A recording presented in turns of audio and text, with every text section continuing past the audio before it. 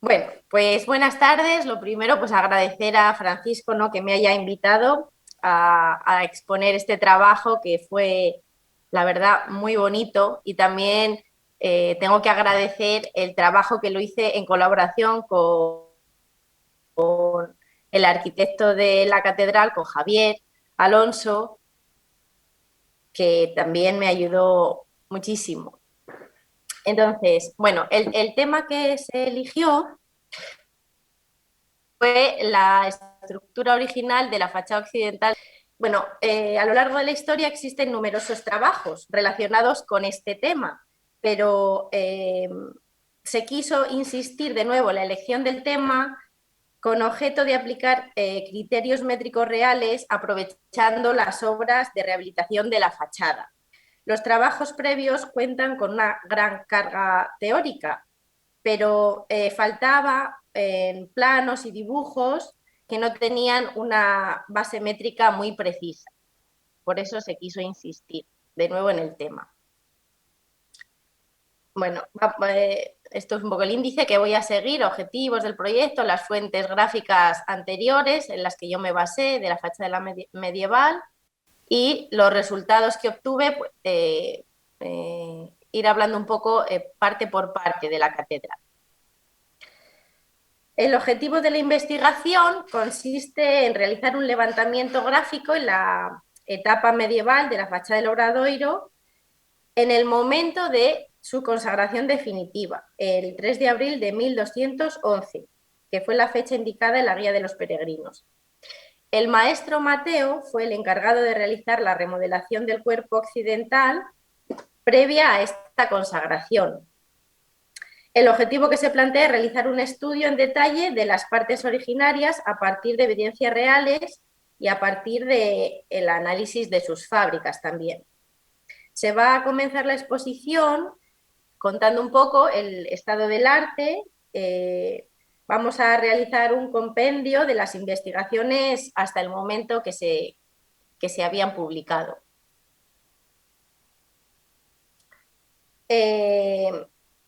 Las fuentes escritas prueban la sustitución de una primera fachada principal de la catedral compostelana, levantada probablemente durante el episcopado de Diego Gelmírez, por una segunda erigida por el taller del maestro Mateo y cuyo núcleo está formado por el Pórtico de la Gloria.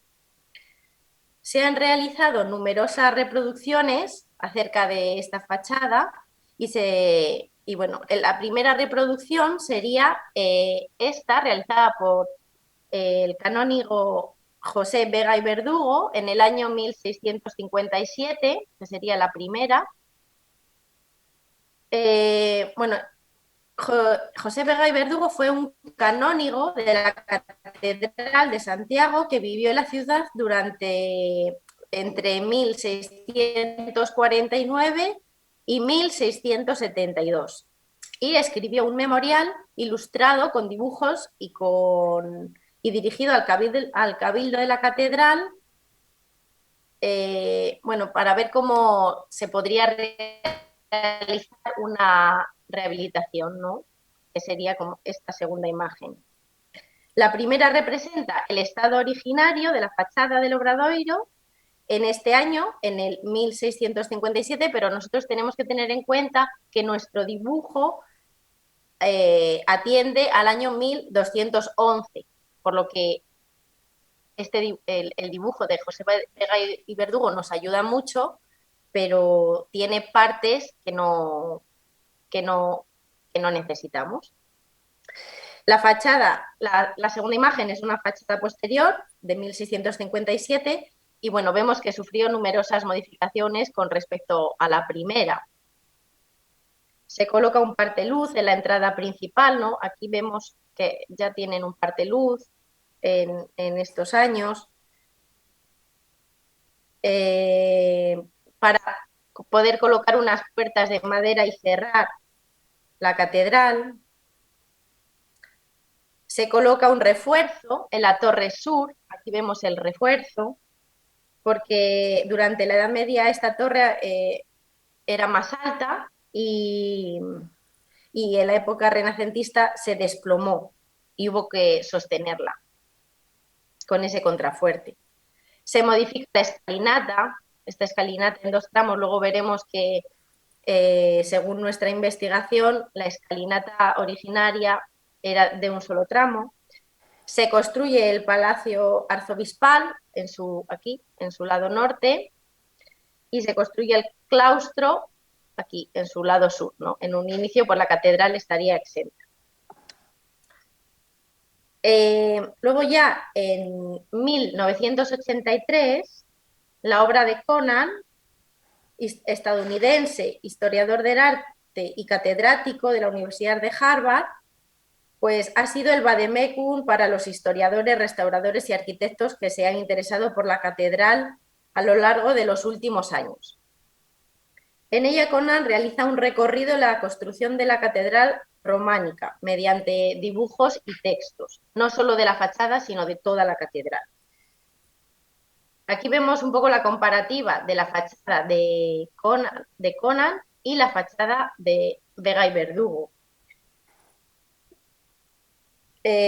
Bueno, hay, como ven, muchísimas similitudes. Pues la primera sería la proporción, ¿no? Sí que la proporción general sí que se parece muchísimo. Las dos cuentan pues con el rosetón, con los 4 óculos,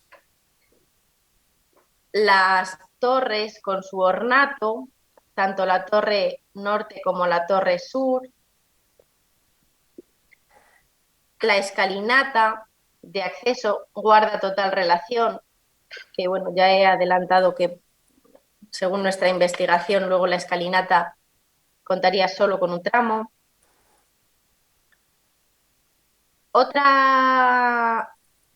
Otro grupo de investigación que ha estudiado esta parte de la catedral es la Universidad de California en Los Ángeles, la Universidad de UCLA, que realizó una reconstrucción en 3D de la catedral medieval y de toda la ciudad de Santiago de Compostela en el año 1211, el año de la consagración. Los autores son John Williams, profesor emérito del Departamento de Arte y Arquitectura de la Universidad de Pittsburgh, Fernando López Alsina, profesor de la Universidad de Santiago de Compostela, José Suárez Otero, John Dallenés, bueno, entre otros, ¿no?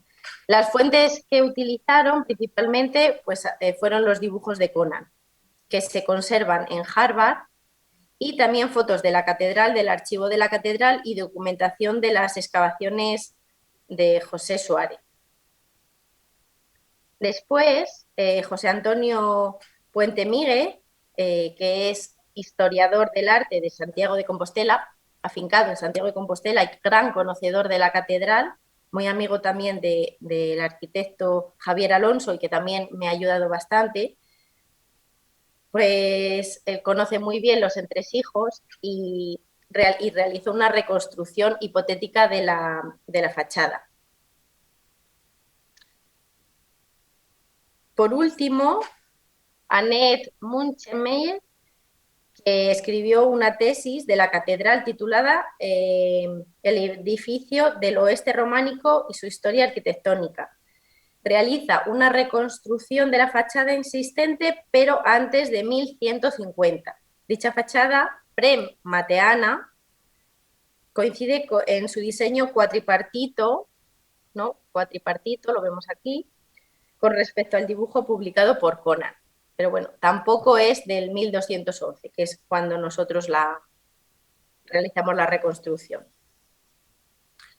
Bueno, ahora vamos a ver los resultados obtenidos divididos en las partes de la fachada, no solo de lo que es la fachada, sino de todo el cierre occidental, con objeto de justificar pues cada una de las líneas que se ha trazado en el dibujo y que han dado como resultado la imagen final. Se ha estudiado, por tanto, todo el cuerpo oeste de la catedral. Vamos a comenzar por las torres. A mediados del siglo XI, el obispo don Cresconio añadió 2 torres de defensa al templo, siguiendo con su idea de iglesia fortificada. Las torres fueron erigidas en una fecha anterior al resto de la fachada occidental, probablemente con anterioridad a 1112. Conan llegó a la conclusión de que son independientes de las partes orientales del proyecto y las dató en torno a 1105. Y hoy en día esta opinión está ampliamente aceptada. Para determinar cómo eran las torres medievales, una vez más, el dibujo de Vega y Verdugo, pues con el estado de la fachada en el 1656-1657 resulta imprescindible. La torre norte o de la Carraca era más baja que la torre sur, o también llamada de las Campanas. Ambas torres eran similares en su configuración. Como vemos aquí en las plantas, son torres de planta cuadrada con un núcleo de escaleras. Vamos viendo aquí ambas, el núcleo de escaleras. También cuadrado con estancias en su interior. A medida que vamos subiendo van apareciendo estancias en las torres, en el interior de las torres. Y ventanas saeteras. Aquí vemos algunos dibujitos, ¿no? Aquí una ventana saetera, aquí otra ventana saetera, ¿no? Que permitían pues su iluminación. Hacia el exterior, el primer cuerpo era liso. En el segundo cuerpo contaban con zócalo y bandas lombardas que las dividía en dos y que remataban con un par de arcos ciegos sobre canecillos, lo vemos aquí, similares a los de la fachada, pero de mayores dimensiones. Y estos arcos se remataban con una piña, que veremos que luego en la fachada también encontramos estas piñas. El segundo cuerpo, sería este, el segundo cuerpo de las torres, se organiza con pilastras y columnillas que reciben arcos de medio punto. Aquí lo vemos, los arcos. En la torre sur este cuerpo se repite, lo que otorga mayor altura al conjunto. Ambas torres, en sus 4 esquinas, poseían columnillas. En las esquinas, aquí, como vemos, poseían columnillas que remataban con un capitel decorado con formas vegetales. Y también ambas estaban rematadas por una terraza abierta, cubierta con un tejadillo a 4 aguas desmochado. En 1729 y 1731 impactaron en la torre sur, en la más alta, varios rayos que provocaron graves daños. Su ruina y el deseo del cabildo de que las torres fueran simétricas llevó a que el 14 de enero de 1738 a acordar el derribo de la fachada medieval y aprobar el proyecto de Fernando de Casas para la fachada del Obradoiro, que se terminó el 28 de febrero de 1750, que es la fachada que conocemos ahora mismo. Ahora aquí vemos los arcos de medio punto, las fotos, que estos son originarios, ¿no? Originales, que se conservan. Aquí vemos en la torre sur cómo, ¿veis? Cómo se ve el cosido de las fábricas, de la fábrica original y la nueva fábrica. Y estas serían las ventanas saeteras que se han abierto algunas en la rehabilitación que ha realizado el arquitecto Javier Alonso. Y aparecen aquí las ventanas saeteras.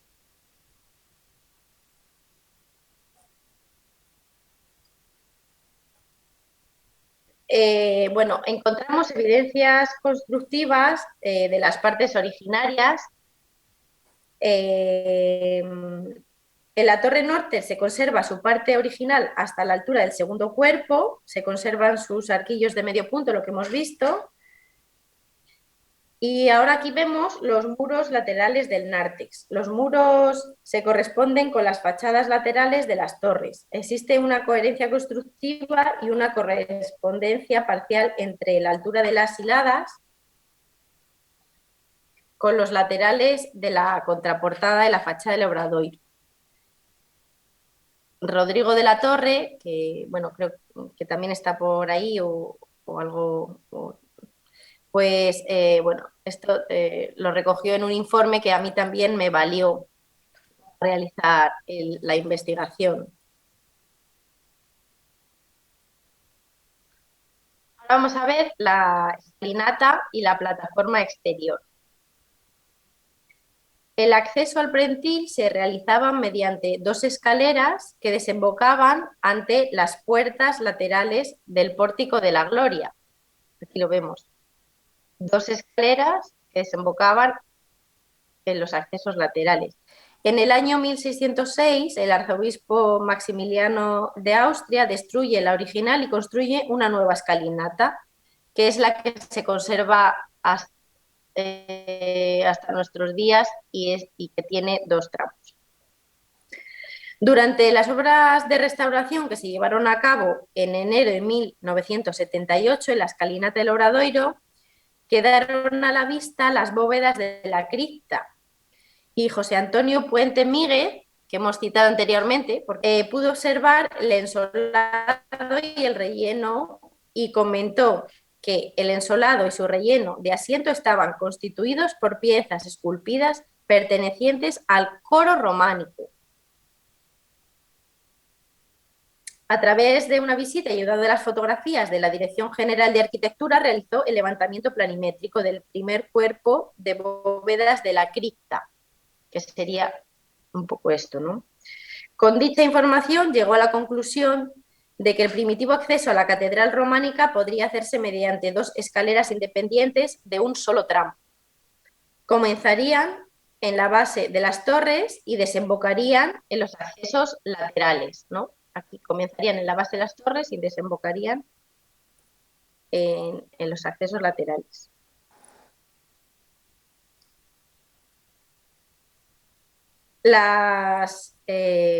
Estarían asentadas en su tramo final sobre bóvedas laterales del pórtico de la cripta. Dichas bóvedas no serían de arista como el resto de las existentes en la cripta, sino que combinarían cañón por su lado este y arista hacia el interior, lo que vemos aquí. Ahora vamos a ver un poco la cripta. Se encontraba presente en la catedral antes de comenzar las obras del maestro Mateo, en la fachada oeste. José Antonio también indica que por razones desconocidas, quizá topográficas o de respeto al edículo apostólico, no se construyó una cripta en la cabecera de la Catedral de Santiago al edificar la fachada occidental, principal de la iglesia, y ante el gran desnivel que no aconseja terreno natural, ¿no? Pues entonces el terreno de la catedral iría en desnivel, se aprovechó ese desnivel para colocar la cripta. En vez de colocarla en la cabecera, se colocó a los pies de la catedral. Bueno, aquí vemos una sección de la cripta y sus distintas fases constructivas. Estas serían unas ventanas que normalmente las criptas no contaban con iluminación natural, por lo tanto estas ventanas pues se abrirían después. Y aquí vemos unas escalinatas, unas puertas de acceso que dan acceso a una escalinata que subiría por el interior de las torres. Cuenta con unas escaleras interiores que conducen a la nave. La escalera norte, que sería esta, se encuentra abierta y tiene un uso diario. Por el contrario, la escalera sur, que vemos aquí, que sería esto que está tapado, está cegada. En las obras de rehabilitación muro que ciega escalera, y la sorpresa ha sido que se encuentra completamente cegada a partir del tercer peldaño, con cascotes de hormigón perfectamente fraguados. Esto puede tener dos interpretaciones. La primera sería que nunca se llegó a completar dicha escalera y la segunda que fuera cegada a raíz del desplome de la Torre Sur en el siglo XVII. Ahora vemos imágenes de este pasillo corredor que poseía la cripta y que desapareció en dos momentos distintos. Aquí vemos cómo está cegado. Este muro sería, sería este y nos indica, vamos, está cegado ese pasillo corredor. En el pasillo sur, durante el siglo XVII, se cegaría con motivo del apeo de la Torre de las Campanas, por el peligro de colapso que corría, y el norte por razones estéticas para crear simetría un siglo más tarde. En las bóvedas del lado norte, aún hoy es posible ver la parte inferior. Aquí lo vemos. Bueno, estas son fotos del corredor sur, también cegado. Y aquí vemos las bóvedas del lado norte, que vemos la parte inferior de las escaleras y vemos unas antiguas lápidas, con tapas de sarcófagos para cubrirlo. Y aquí en el lado sur. Y este sería el pilar central que encontramos actualmente al realizar el ingreso en la cripta y, bueno, originariamente contendría una pilastra. Ahora vamos a ver el cuerpo central de la fachada y un poco la hipótesis de su altura. La hipótesis de la altura total del cuerpo central se realiza tomando como referencia la altura de la fachada posterior de la tribuna. Aquí lo vemos en la fotografía. La fachada este. En dicho alzado se puede apreciar un recrecido con despiece de piedra distinto. Esta opción está avalada por la altura de las bóvedas de la tribuna, que permiten colocar una cobertura en un plano inferior al actual. También estaría avalada por el dibujo de Vega y Verdugo y de Conan, que hasta ahí llegaría la altura. En cuanto a la cubierta, pues la formación de pendientes se realizaría con una estructura de madera compuesta por vigas y cabios. Se formarían 4 faldones con terminación en cumbrera horizontal, que lo vemos aquí. Pasamos a ver ahora arbotante y piñón superior, que sería esta zona que se oscurece. Aquí en el dibujo de Vega y Verdugo se puede observar unos arbotantes, aquí, que enlazan las torres con el cuerpo superior de la tribuna. En la reconstrucción medieval se considera que tales contrafuertes no existirían, sino que se colocarían con posterioridad cuando la torre de las campanas comenzó a desplomarse. El muro piñón que aparece sobre los ánditos de los laterales del cuerpo de tribuna sería un mero recurso decorativo, ya que se ha llegado a la conclusión de que no recibe cubierta alguna. Este muro, nada, no recibía cubierta alguna. Y por aquí pasarían los ánditos.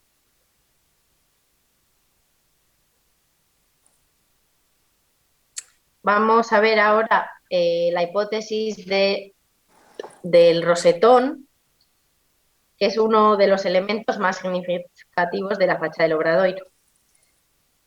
Se han estudiado dos hipótesis en función de sus dimensiones.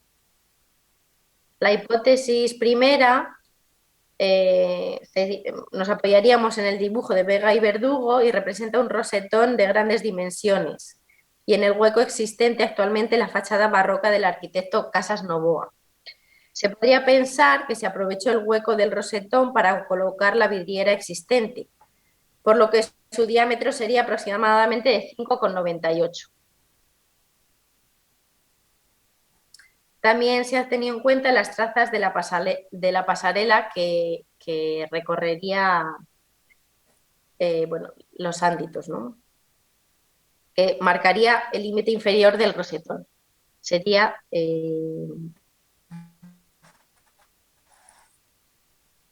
aquí estas hipótesis del rosetón colocándolo sobre la fachada actual de Casas Novoa, ¿no? Y aquí vemos las dos hipótesis de las dimensiones. La segunda hipótesis sería una dimensión similar al rosetón de la Catedral de Orense, con un diámetro de 5,31 y parecido al rosetón de la fachada interior de la tribuna, que sería este, el rosetón interior, con 4,81. Y este sería el rosetón de la Catedral de Orense, que tiene 5,31.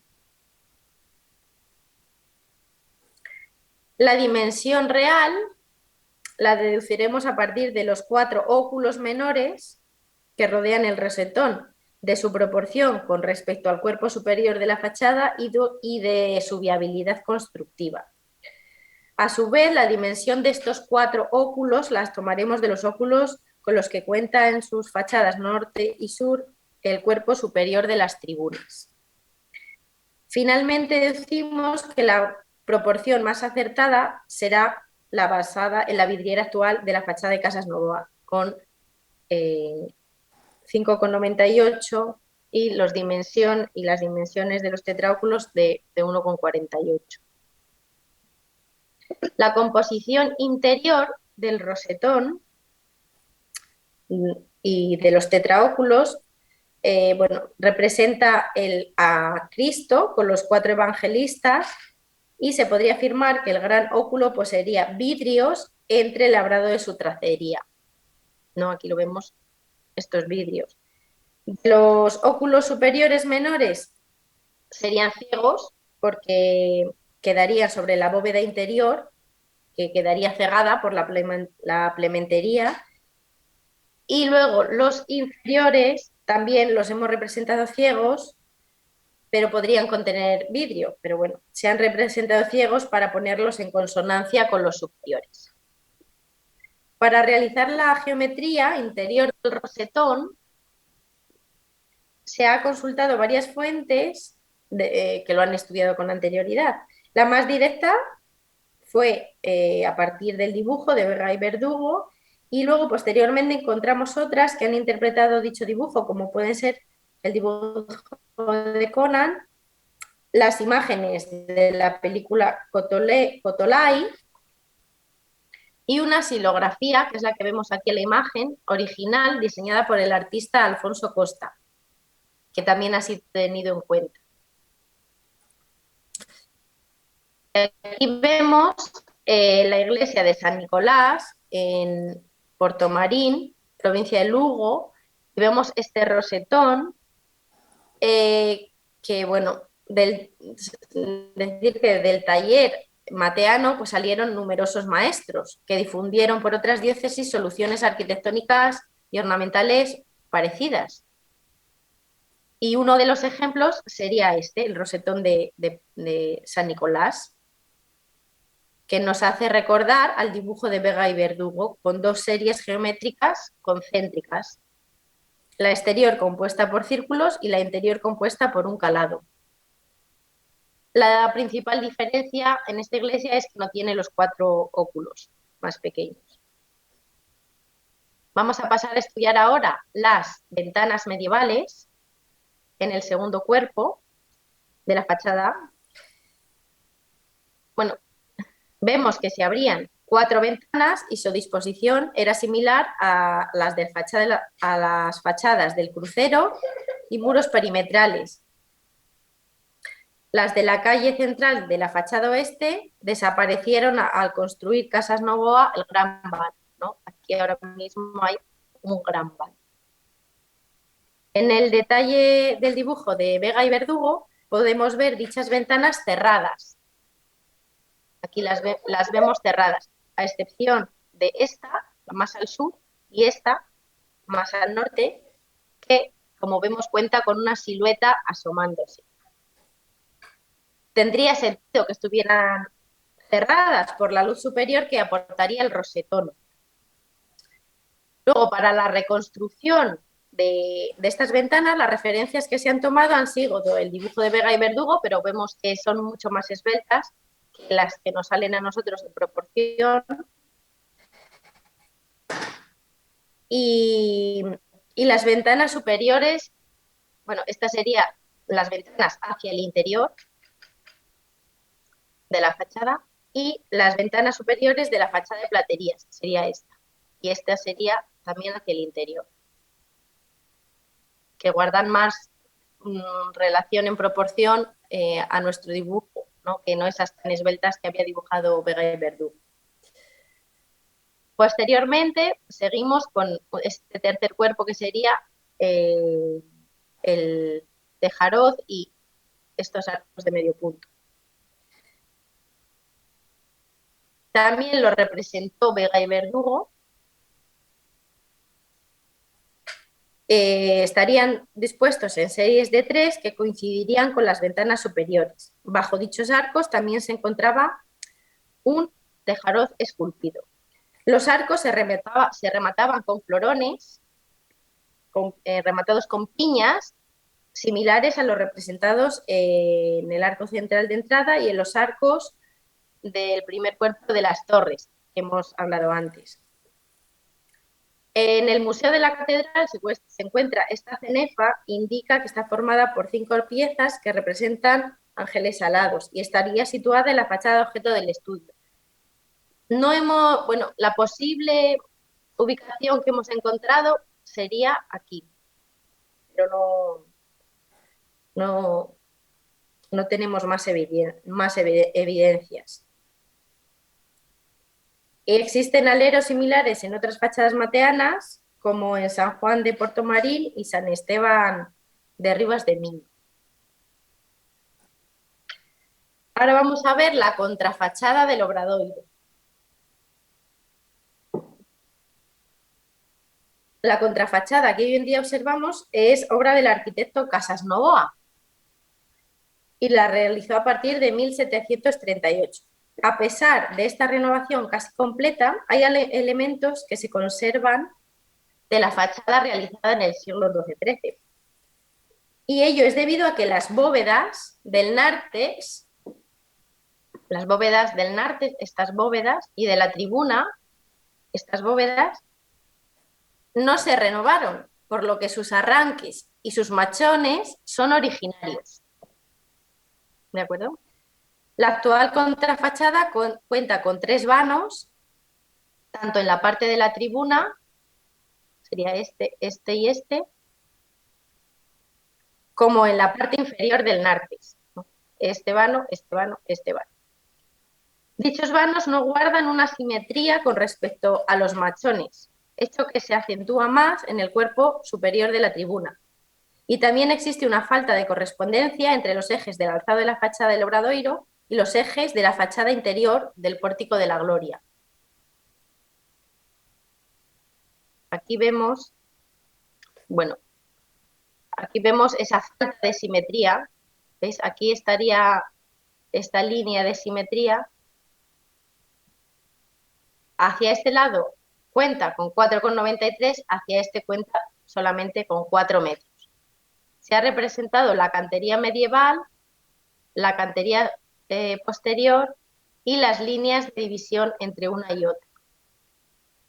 La cantería posterior sería esta en tono más marrón, que se encuentra por aquí y por aquí. Entonces, aquí en los machones encontramos la cantería medieval.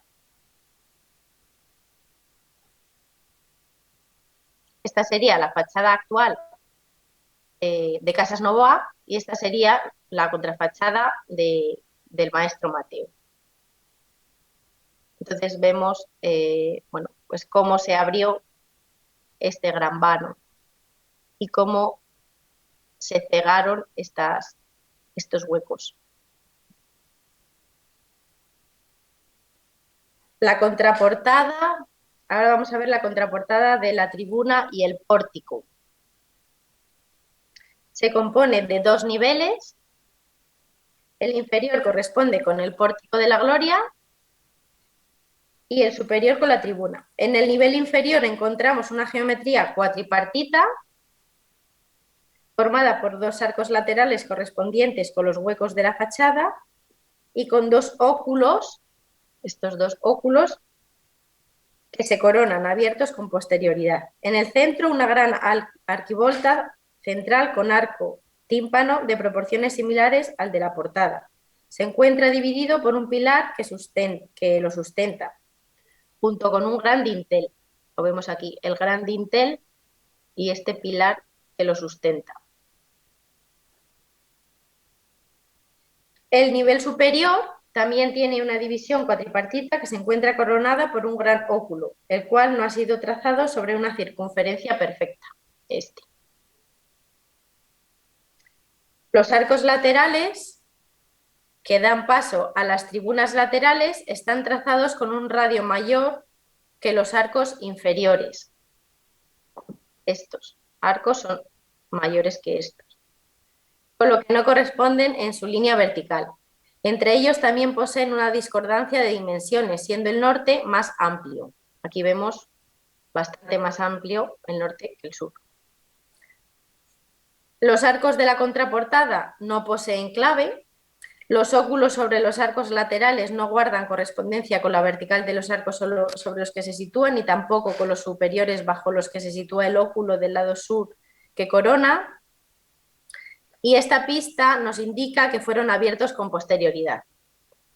Los arcos del lado norte y sur de la contrafachada no guardan una correspondencia vertical con los de la tribuna. Se encuentran descentrados. Sí la guardan en el eje horizontal, donde los óculos sobre los arcos laterales del pórtico y los óculos de los arcos laterales de la tribuna, bueno, esto que sí que lo guardan en el eje horizontal. El óculo central, bueno, ya hemos visto que no es completamente circular y encontramos varias hiladas de regularización. Aquí las vemos más estrechitas, estas hiladas de regularización. Vamos a pasar a ver los ánditos, que son pasillos, corredores, que dan acceso desde el interior de las torres, aquí vemos las torres, a la antigua plataforma que recorría la parte posterior de la fachada del obradoiro, ¿no? Vemos aquí, estas serían las escaleras interiores de las torres, el hueco de acceso, la pasarela, otro hueco de acceso para pasar a la otra torre. Se situaban a la altura de la parte inferior del rosetón. Hemos dicho antes que también nos dio una pista para lanzar la hipótesis del tamaño del rosetón. Se encontraban cerrados y en las obras de restauración que ha realizado Javier Alonso, el arquitecto Javier Alonso, se han abierto. Su función sería dar acceso a la pasarela que recorría el rosetón para realizar trabajos de limpieza y mantenimiento. Hay más catedrales que tienen ánditos. El solado de los ánditos presenta un desnivel, aquí vemos, con respecto al acceso desde los descansillos de las escaleras de las torres. En la reconstrucción que se ha realizado, se ha trazado el ancho total del tramo, lo vemos aquí el ancho, completando la dimensión de la bóveda de medio cañón que quedaba parcialmente oculta por el muro barroco, con lo que alcanzan un ancho total de 1 metro en el norte y 1,09 en la torre sur. Aquí vemos estos huecos, que sería por donde pasarían los huecos de acceso al ámbito, en la contrafachada del obradoiro. Y aquí vemos las líneas en la fábrica que nos indican por dónde estarían. Esta sería fábrica originaria y esta sería fábrica del arquitecto Casas Novoa cuando realizó la siguiente fachada.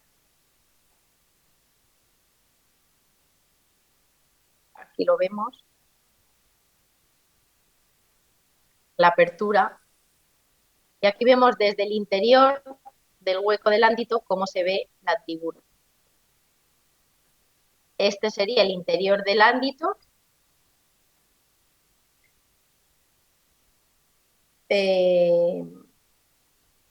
Esta sería la bóveda del interior del ámbito. Los paramentos de los ánditos en el interior de las torres pertenecen a dos momentos constructivos distintos. Los del lado oriental son medievales y los del lado occidental barrocos. Aquí vemos la bóveda de cañón que los cubre.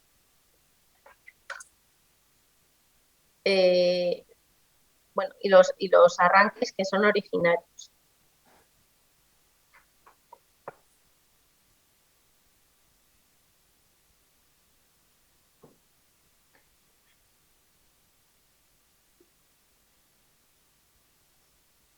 Luego, por el exterior, desde la cubierta de la nave, se aprecia el recrecido del muro de la fachada occidental por donde transcurren los ánditos hacia el interior.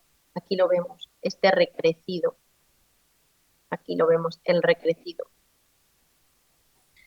Ahora vamos a pasar a ver las piezas del museo, donde irían colocadas, las piezas del Museo de la Catedral, donde irían colocadas en la reconstrucción de nuestra fachada. Las dovelas del Castigo de los Lujuriosos, que representan el castigo de la lujuria, bueno, pues formaban parte de un mismo conjunto, ¿no? Izquierdo Perrín y Francisco Prado, pues han declarado su vinculación y, bueno, lo han estudiado más profundamente. Nosotros lo hemos colocado, bueno, por la curvatura que tienen las piezas, pues los hemos colocado en este arco, con un diámetro de 2,50.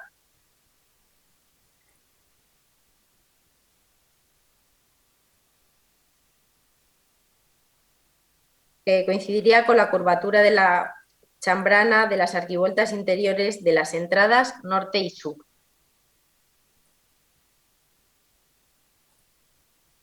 Después, el rosetón del museo es posible que corresponda con uno de los rosetones de las entradas laterales de la fachada principal, como vemos aquí. Si lo superponemos con las actuales vidrieras de la fachada de Casas Novoa, sus proporciones encajan perfectamente. Aquí estarían el Castigo de los Lujuriosos y el rosetón. El arco central, las dovelas del arco central, bueno, estas dovelas se emplearon para rellenar los senos de las bóvedas de la crujía oriental del claustro bajo su pavimento, por lo que permitió recuperarlas en las restauraciones realizadas con motivo del Año Santo Jacobeo en 1965. Con las piezas recuperadas y tomando como modelo el arco de la fachada occidental de la Catedral de Orense, Chamoso Lamas reconstruyó una parte de este arco que se exhibe en el Museo de la Catedral. Puente Míguez advirtió que este tercer arco, montado por Chamoso Lamas en el Museo de la Catedral, no correspondería con el conjunto, porque su curvatura estaría forzada. Entonces, este arco correspondería con un arco de menor amplitud, quizás en el claustro viejo. Nosotros hemos realizado la reconstrucción del arco completo.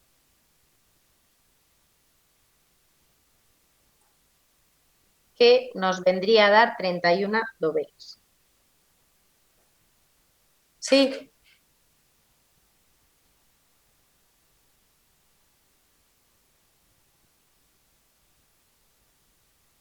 Sí, pero de eso, nada, eso viendo que, vamos, el experto eres tú. Nada, yo de las esculturas, nada, me voy directamente a las conclusiones. Bueno, uno de los objetivos, ¿no?, que ha sido realizar el primer trabajo de levantamiento con criterios métricos reales de la terminación de la edificación de la catedral en el momento de su consagración. Pues bueno, nosotros hemos dibujado plantas, alzado secciones de todo el cuerpo occidental, de las torres, la cripta, la tribuna y las cubiertas. La referencia que nos ha ofrecido el guión durante el levantamiento, sin duda, ha sido el dibujo de Vega y Verdugo y posteriormente los dibujos de Conan que hemos visto. Y hemos tomado como base los planos topográficos que han servido de apoyo a las obras de restauración facilitados por Javier Alonso, que nos han aportado las medidas exactas del monumento en la actualidad. También hemos tomado nota de los planos levantados por el equipo del profesor Henry Kerch de la Universidad de Dresde. En ellos tomaron como base técnicas fotogramétricas. Y bueno, contar con una obra de restauración en curso, pues fue de gran ayuda debido a que pudimos visitar todas las partes en la altura porque estaban montados los andamios. Pudimos tomar medidas. Ahora, bueno, vamos a realizar una comparación de nuestro resultado con el dibujo de Conan. Las proporciones generales, como vemos, son similares. Hay que adentrarse en los detalles para encontrar las diferencias. Entonces, esto viene a revelar que Conan también hizo una investigación métrica, ¿no? Las diferencias, a simple vista, pues sería la escalinata, él la considera de dos tramos, nosotros de uno. Bueno, no coloca las esculturas en las jambas y columnas de entrada. En las torres falta alguna ventana saetera, que nosotros hemos colocado más, él tiene dos. La entrada en la cripta la realiza mediante un solo arco, nosotros con dos arcos, y los piñones situados en los laterales del cuerpo central son más bajos, estos piñones. Nosotros los hemos colocado más altos. Él no tener en cuenta el tema de los ámbitos, que nosotros sí que hemos tenido en cuenta. Y bueno, con esto concluyo la presentación. Espero que no os hayáis dormido la siesta. Y nada, simplemente de nuevo agradecer y nada, estoy encantada de haber podido participar. Muchas gracias.